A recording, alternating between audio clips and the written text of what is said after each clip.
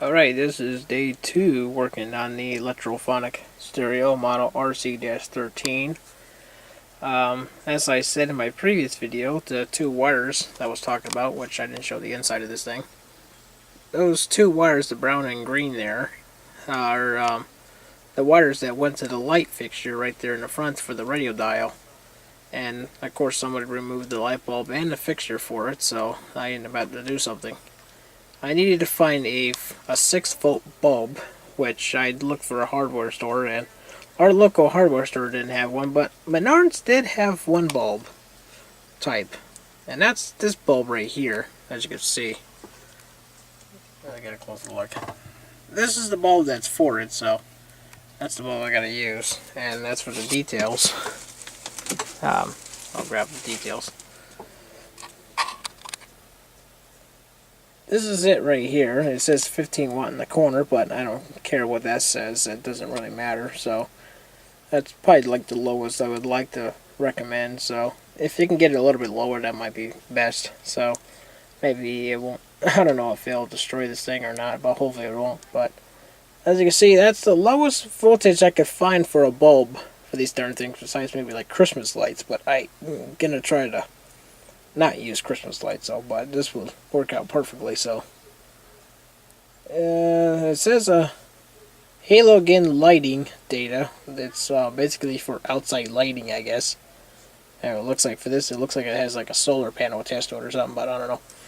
But anyways, I decided to buy that, and I tried to ask them to see if they had a connector for this darn thing, and apparently they do not. So instead, as you can see here, I decided to do this before I did it, so that way I can show everybody. But as you can see here, I used 2 butt connectors. They used to be a full piece, so this is these are 2 separate butt connectors. I decided to use them as a socket. So, and since the outside of the connectors are thick enough to make it a little bit tight enough to hold the bulb, but still make it easy enough to slip it in and out if I need to change it, I'm just going to leave it the way it is right now and just electrocute them together so that way it don't come apart. So I'll use those. This is permanent socket. And I decided to extend the wires a little bit, so I use heat shrink tubing and solder the wires together so that way I make sure they had a solid connection. Then put the tubing around it. This one I got a little bit of thicker tube, and this one I got a smaller one. I tried to get this one to move a little further, but unfortunately I've had too much of a blob of solder on there, so I had to put a bigger tube on it and heat it over so that way it's not going to short out anything. So, but yeah. This is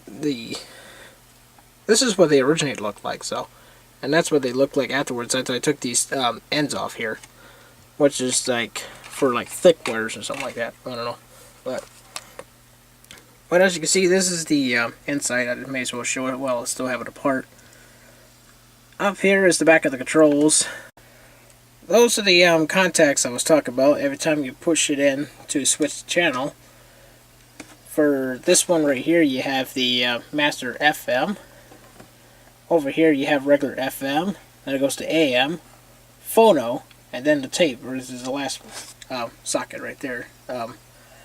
I spray some contact cleaner in both of those so that way the connection is nice and clean. It doesn't static every time I switch to different stations.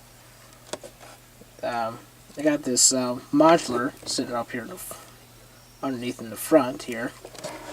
I don't exactly know what this is for, but it's there anyway.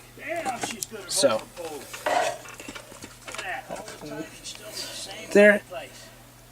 there's this right here, which I'm not sure exactly what's underneath it, but I ain't gonna try to figure it out though. But this is the board itself. There's the piece for the radio, a couple of resistors, transistors, some caps, I think. Yeah, this is like the biggest cap out of this whole entire thing, which I thought this thing is just plain huge. That's just kind of upside down, but let's see if I can. Oh crap! Get this camera messed up again. There it is. There's that right there, in case anybody wants to see what that was. Let's see.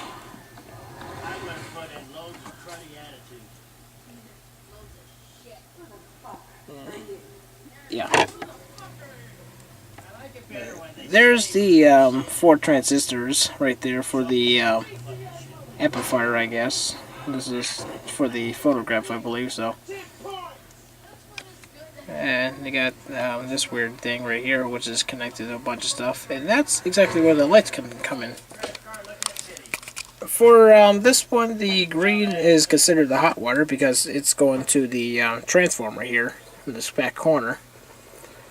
And as for the brown wire, it's attached to ground, which is attached to the 3rd post on this piece. I have no idea exactly what the heck that is. It might be a strange transistor or something, but you can see that the ground is attached to that bolt, so that's where that brown is attached to.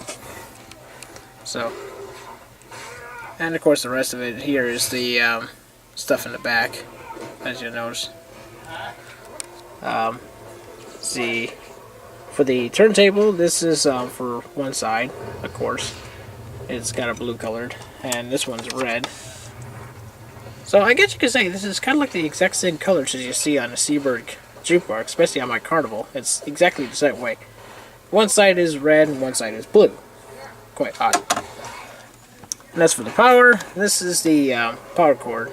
This is pretty much the exact same thing as your computer, except this is like even older than the darn plugs that you see on those old IDD hard drives.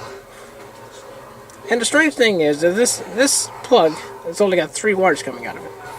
Only 3. And if you look at the bottom of the turntable unit, which I will bring that into view in a second here.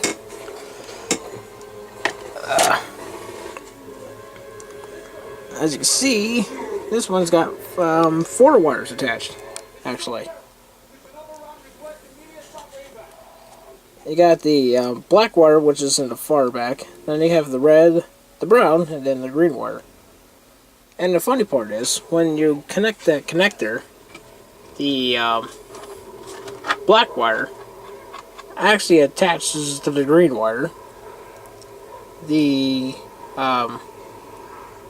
brown wire is attached to yellow. Red doesn't touch anything.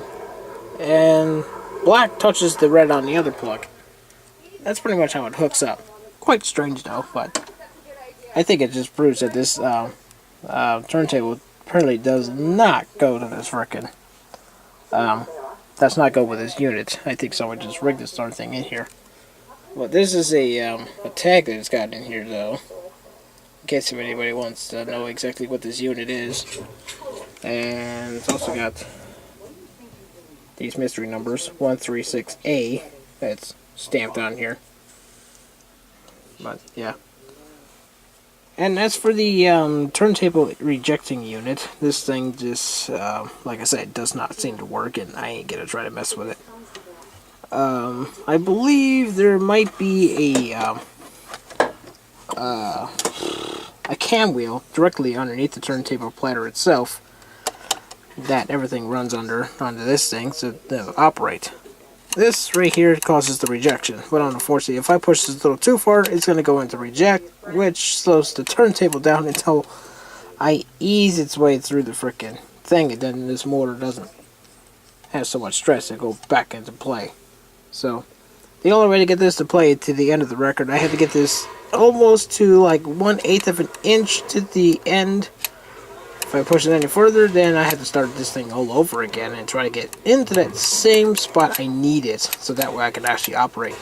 The only thing that won't work right is the 78, because some of the 78s, instead of staying straight like a 45 or a 33, come in, stop, 78 usually comes in and does this. It has a ring that just swoops around back and forth, which acts like a cancellation for some units, but unfortunately, a lot of units nowadays don't use that ability no more. They just go to the last groove and that's the end of it. So, it's just some strange feature they had back in the day, but there's nothing we can do about it. But yeah, that's that, and I'll show you the light bulb coming on when the system turns on. As you can see, the light turns on. So, I'll show you again when I get that thing into the radio dial. Alright, now the unit is now completely back together again.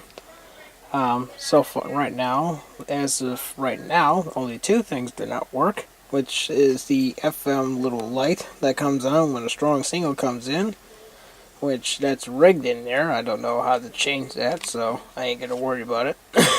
As I barely pay attention to it, but if somebody else was to ever get this darn unit, they can mess with it. But as for the turntable, the other thing that does not work is the auto on this thing. So when you put this thing into auto, try to go into auto mode, it won't work. So, which I ain't gonna be too worried about it. So, but now I will show you the unit turned on with the new lamp installed for the radio dial.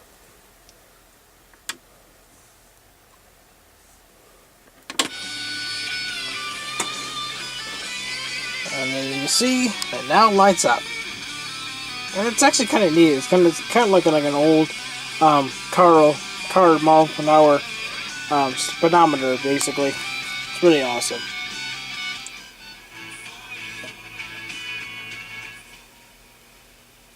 You can see the needle move around.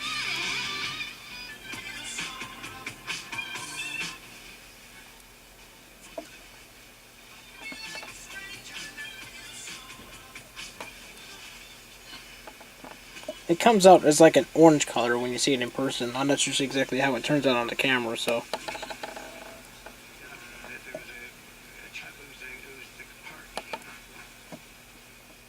Just the only thing that doesn't work that well on this thing is the AM, which I barely use AM anyway. And you can see AM says times 10 gigahertz, so I was thinking at the time it was fine, but now it's just kind of junk.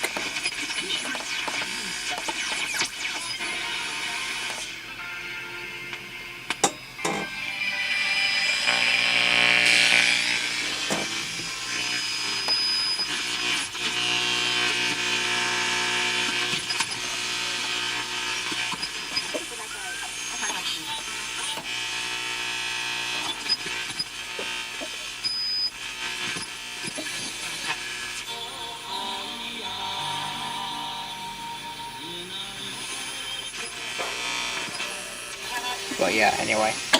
But yeah, that's it up and running now, fully. And of course, as you can see, I got a little guard put on this needle now, so that way I can keep it safe, so when I go into transports.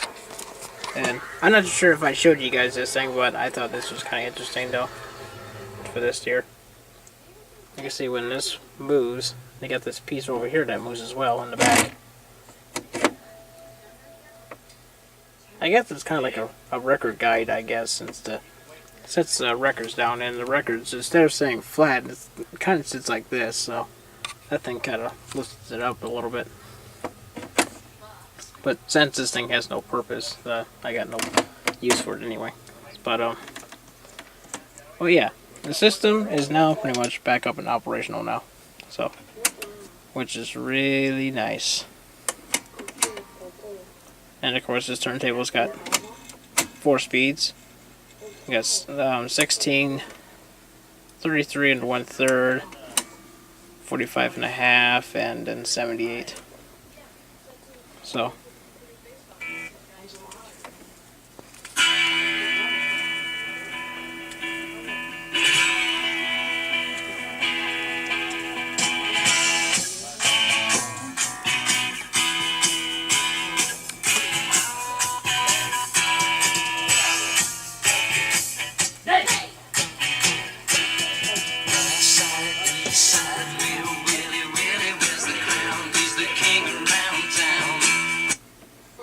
So, I hope you guys actually enjoyed this video, and maybe you'll actually learn a little bit about the Eletrophonic stereo and what the insides of it look like. So, if you ever find this unit, then you can actually watch this video. Then maybe you can figure out and see what's wrong with it.